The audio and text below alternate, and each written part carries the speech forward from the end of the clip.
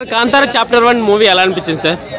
Kantara chapter 1 movie చాలా బాగుందండి. So ఇది ఫస్ట్ హాఫ్ నుంచి సెకండ్ హాఫ్ వరకు ప్రతి ఒక్క సీన్ కూడా సో ఎక్కడ కూడా బోర్ కొట్టే సీన్ కానీ ఓకే స్లో అవుతుంది మూవీ అనిపించడానికి ఎక్కడ స్కోప్ లేదండి. ఓకే స్టార్ట్ అయినప్పటి నుంచి ఎండ్ అయ్యే దగ్గర నుంచి ఫస్ట్ హాఫ్ మైండ్లో ఉంటే సెకండ్ హాఫ్ అనేది ఎక్కడ కూడా కాంబినేషన్లో కానీ అంత it's a very very wonderful movie. Okay so I feel it is a very fantastic director and is a very good actor.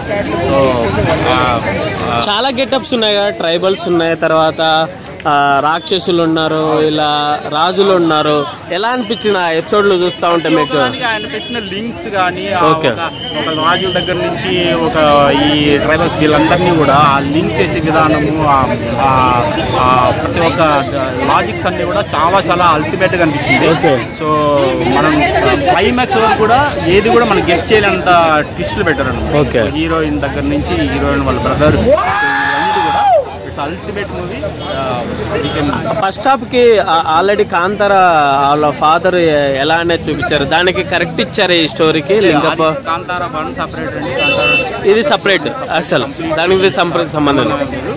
But small basic నుంచి అలా స్టార్ట్ అవుతుంది, బట్ దీనికి దానికి సంబంధం లేదు. ఓకే అల్టిమేట్ అదొకటి గూస్ బంప్స్ ఉంటాయి కదా, మేనరిజం రిసెప్షన్ ఇది ఫస్ట్ హాఫ్ లో వా అనేది. దీంట్లో ఎలా అనిపించిన విజువల్స్? ఇలాంటి చాలా చాలా ఉంటాయండి. ఓకే దీంట్లో ప్రతి ఒక్క గెటప్ కానీ ప్రతి ఒక్క సిచ్యువేషన్స్లో కానీ ఓకే వాళ్ళు ఇచ్చిన ఎలివేషన్స్ కానీ ఆ స్క్రీనింగ్ కానీ ఆ బ్యాక్గ్రౌండ్ మ్యూజిక్ కానీ సో ప్రతి ఒక్క మూమెంట్లోన దేవుడిని ఎలా చూపించాలా, నెక్స్ట్ మామూలుగా పులిని ఎలా యూజ్ చేస్తా, ఓకే ప్రతి ఒక్కదాడు కూడా చాలా చాలా. రుక్మిణి క్యారెక్టర్ ఎలా అనిపించింది?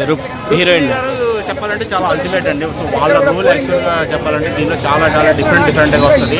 సో ఎక్కడి నుంచి స్టార్ట్ అవుతుందో ఎక్కడి నుంచి ఎండ్ అవుతుంది అనేది ఎవరు కూడా ఆడియన్స్ చివరి వరకు కూడా గెస్ట్ చేయలేరు, కానీ వాళ్ళ రోల్ మాత్రం చాలా మేజర్ రోల్ ఇక్కడ.